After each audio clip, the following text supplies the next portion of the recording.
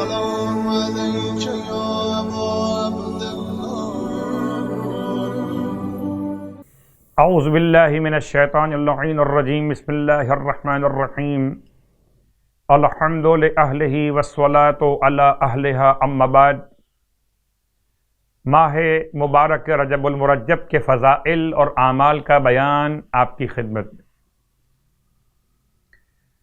اب کچھ ایسی راتوں کا بیان بھی کہ جو امام جعفر صادق علیہ السلام کی روایت کی روشنی میں آپ ارشاد فرماتے کہ اللہ نے کسی امت کو 3 مہینے 3 راتیں اور 3 سورے کتاب خدا کے ایسے جو اس امت کو عطا کیے کسی اور امت کو عطا نہیں کیے. 3 مہینے ماہ رجب، ماہ شعبان اور ماہ مبارک رمضان، اور 3 راتیں لیالی البیز روشن راتیں، اور 3 سورے، سورہ یاسین، سورہ ملک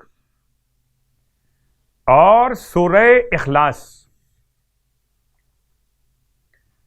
کتنا عمدہ ہو کہ اگر ان تینوں کو ان تینوں کے ساتھ جمع کر لیا جائے.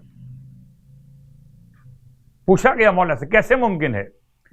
فرمائیے 3 مہینے اور رجب شعبان ماہ رمضان میں 13، 14 اور 15ویں شب میں، 13ویں، 14ویں اور 15ویں شب میں 2 رکعت، 4 رکعت، 6 رکعت نماز. 2 رکعت نماز کی ترکیب کہ ہر رکعت میں الحمد کے بعد سورہ یاسین، سورہ ملک اور سورہ اخلاص ایک مرتبہ. تو شب 13 میں 2 رکعت، شب 14 میں 4 رکعت، شب 15 میں 6 رکعت. طریقہ وہی. تو شب 13 میں 2 رکعت نماز کا طریقہ، شب 14 میں وہ 4 رکعت نماز کا طریقہ، شب 15 میں یہ نماز 6 رکعت. ماہ رجب میں بھی، ماہ شعبان میں بھی اور ماہ مبارک رمضان میں بھی. اب یہ رہا مسئلہ کہ ان راتوں کو روشن راتیں اور ان کے دنوں کو روشن دن کیوں کہا جاتا ہے. تو 2 روایات کا خلاصہ آپ کی خدمت میں. پہلی بات کہ آدم علیہ السلام جب زمین پہ اتارے گئے تو آپ کے چہرے مقدس پر نور کی کمی محسوس ہوئی. آپ نے خدا کی بارگاہ میں التماس کی، پروردگار نے آپ کی رہنمائی کی 3 روزوں کی طرف، 13، 14 اور 15. 13 روزہ مکمل کیا 13 تاریخ کا، تو ایک حصے کی نورانیت واضح ہوئی. پھر رکھا آپ نے 14 تاریخ کا روزہ، تو پھر باقی چہرے کی نورانیت واضح ہوئی. اور پھر 1/3 آخر میں 15ویں روزے کی برکت سے روایت کے الفاظ. ہو سکتا ہے میرے بیان سے بات اتنی واضح نہ ہوئی ہو، خلاصہ میں نے کیا ہے. یہ روزے چہرے کی نورانیت کے لیے. اسی کے ساتھ بیان کر دوں کہ پھر اللہ نے اپنے آدم کو، اپنے نبی کو ان روزوں کے بعد داڑھی عطا فرمائی تھی. جب بال نکل آئے چہرے پہ، پوچھا پروردگار یہ کیا ہے، یہ بال کیسے ہیں؟ کہ یہ تمہاری اولاد میں جو مرد ہوں گے ان کے لیے قیامت تک زینت بنے گی. تو اب قبلہ جو مرد ہیں ان کے لیے داڑھی زینت ہے، باقی عورتوں سے ہمارا کوئی تعلق نہیں. داڑھی کا مسئلہ. تو 3 روزے 13، 14 اور 15 چہرے کی نورانیت کے لیے، دل کی نورانیت کے لیے. آدم علیہ السلام. اس کے بعد ایک اور روایت، سرکار ختم یہ مرتبہ صلی اللہ علیہ وآلہ وسلم ارشاد فرماتے مولا کائنات، یا علی جبرائیل امین آئے اور مجھ سے آ کر بیان کیا کہ میں تم سے بیان کر دوں. یا علی یہ 3 دن کے روزے 13، 14 اور 15، اگر کوئی 13 تاریخ کا روزہ رکھے ایک روزے کا ثواب 10,000 سال کے روزوں کے برابر، 10,000 سال۔ اور اگر کوئی شخص 14 تاریخ کا روزہ بھی رکھے تو یعنی 30,000 سال کے روزوں کے برابر، 30,000 سال کے روزوں کے برابر۔ اور اگر کوئی 15 تاریخ کا روزہ بھی رکھے تو یعنی اس کا ثواب 1,00,000 سال کے روزوں کے برابر۔ مولا کائنات پہ لاکھوں درود و سلام ہو۔ فرماتے ہیں مولا سے، اپنے مولا سے، مولا فرماتے ہیں یا رسول اللہ یہ صرف میرے لیے بیان کیا یا سب کے لیے بیان کیا؟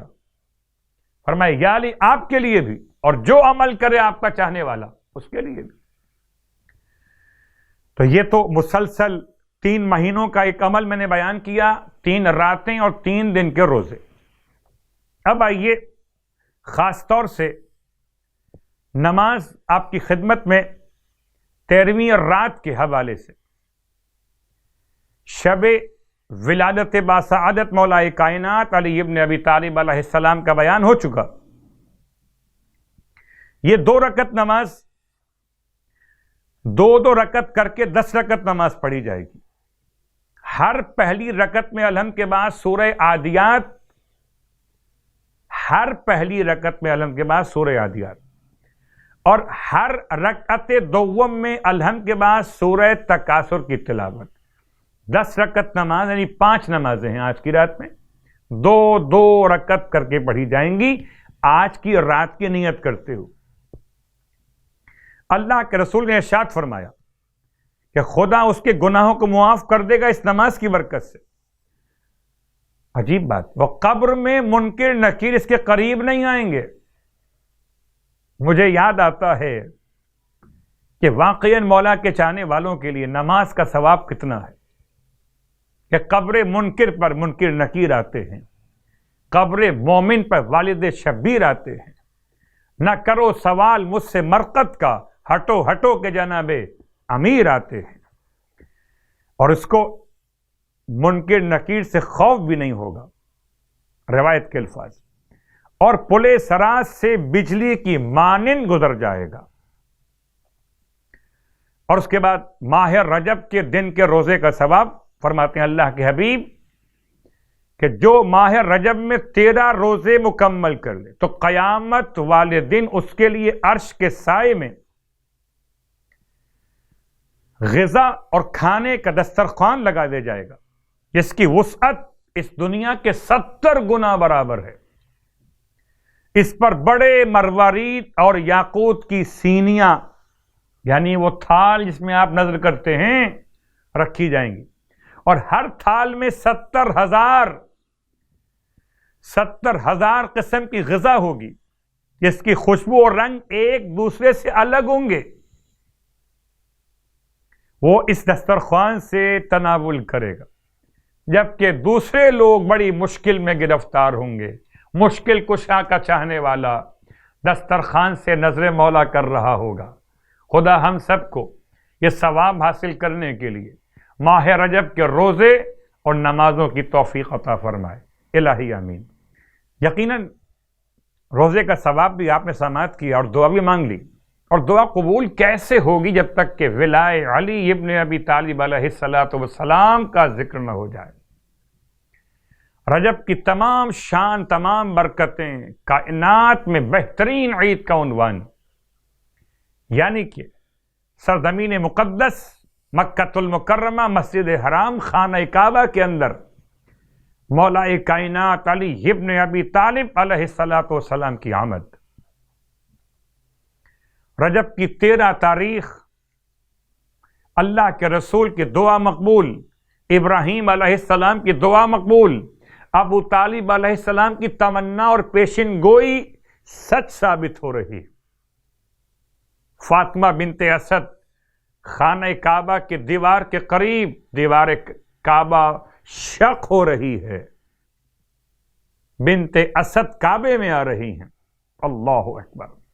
اسد کی بیٹی دیوار ٹوٹنے سے نہ ڈری، نہ خوف زدہ ہوئی، نہ پیچھے ہٹی، بڑھی اور آگے بڑھی۔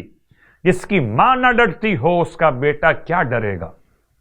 جس کی ماں نے پیچھے ہٹنا نہ سیکھا ہو اس کا بیٹا پیچھے کیسے ہٹ سکے گا؟ اسد کی بیٹی کعبے میں داخل ہوئی اور جہاں سے دیوار شق ہوئی تھی وہیں سے واپس دیوار پیوست ہو گئی، پتھر آپس میں پھر جڑ گئے۔ 3 دن تک خدا کے گھر میں رہیں۔ 3 دن کے بعد اللہ کے رسول خانہ کعبہ کے دروازے پر آئے۔ کہتے ہیں دروازے پر پیغمبر آئے اور بی بی خانہ کعبہ سے باہر برآمد ہوئی، آغوش میں علی ابن ابی طالب کو لیے ہوئے۔ اللہ اکبر۔ اس انداز سے میرے مولا کی آمد ہوئی کہ اللہ کے رسول نے جب آغوش میں لیا تو آپ نے ابھی تک تو آنکھیں بند تھیں، جب رسول کی خوشبو مشام میں گئی آنکھیں کھول دیں۔ گویا میرے مولا نے پہلی بار چہرہ محمد کو دیکھا۔ اللہ اکبر۔ اللہ کے رسول نے اپنی زبان بطور اول خوراک کے مولائے کائنات کے دہن میں دی، زبان رسول خدا کو چوسنے لگے۔ پھر آپ نے فرمایا یا علی اقرا، پڑھ لیجئے، سنائیے۔ یا رسول اللہ ماذا اقرأ، کیا پڑھوں؟ توریت، زبور، انجیل یا فرقان؟ ارشاد فرمایا یا علی قرآن سنائیے، قرآن نازل نہیں ہوا ابھی۔ اور علی قرآن سنا رہے۔ الرحمن علم القرآن خلق الانسان علمہ البیان۔ رحمان وہ ذات جس نے قرآن سکھایا پھر ایک انسان کو پیدا کیا اور پیدا کرتے ہی قوت بیان دے دی۔ اللہ اکبر۔ آغوش رسالت مآب میں کیا حضرت مریم کی گود میں عیسیٰ بول رہے ہوں گے جیسے رسول خدا کی آغوش میں مولا کائنات بول رہے تھے؟ عیسیٰ علیہ السلام کا بولنا عصمت مریم کی گواہی اور مولا کائنات کا رسول خدا کی گود میں بولنا نبوت کی گواہی بھی، قرآن کی گواہی بھی۔ آپ نے جن آیتوں کا انتخاب کیا وہ آیتیں کتنی خوبصورت تھی۔ قد افلح المؤمنون، سورہ المؤمنون کی آپ نے 10 آیتیں تلاوت کی۔ آغوش رسالت مآب صلی اللہ علیہ وآلہ وسلم۔ میں پوچھوں اللہ کے رسول کی بارگاہ میں یہ اس انتخاب کیوں کیا سورہ المؤمنون کا؟ تو جواب ملے کہ مومنوں کو بشارت دی جا رہی کہ امیر المومنین علی ابن ابی طالب علیہ السلام کی آمد۔ اللہ اکبر۔ پورے مکہ المکرمہ میں پہلے 3 دن تک غل اس بات کا تھا کہ اندر کعبے میں بند ہو گئیں بیوی، سب پریشان تھے، مگر علی کا باپ مطمئن تھا۔ فاطمہ بنت اسد کعبے میں 3 دن تک مہمان رہیں، وہیں پر خدا نے کھلایا اور پلایا بھی، اور 3 دن کے بعد جب سامنے آئی تو آغوش میں علی ولی اللہ، اللہ کا ولی آ گیا۔ اللہ اکبر۔ بس میلاد کی مبارکباد پیش کرتے ہوئے تمام اہل ایمان، اہل اسلام کی خدمت میں، خاص طور سے خانواد اہل بیت کی بارگاہ مقدس میں کہ پروردگار اس میلاد کی برکت سے ماہ رجب کے صیام اور قیام اور عبادات کو اپنی بارگاہ میں شرف قبولیت عطا فرمائے۔ گرچہ جملہ مکمل کرتے ہوئے دل چاہتا ہے کہ 2 باتیں آپ کی خدمت میں بیان کر دوں، اور یہ باتیں مولا کی منقبت کے طور پر۔ برسوں کے انتظار کا کیسا صلہ دیا، دونوں جہاں کا سر میری جانب جھکا دیا۔ 13 رجب کو بولا علی سے خدا کا گھر قبلہ، مجھے تو آپ نے کعبہ بنا دیا۔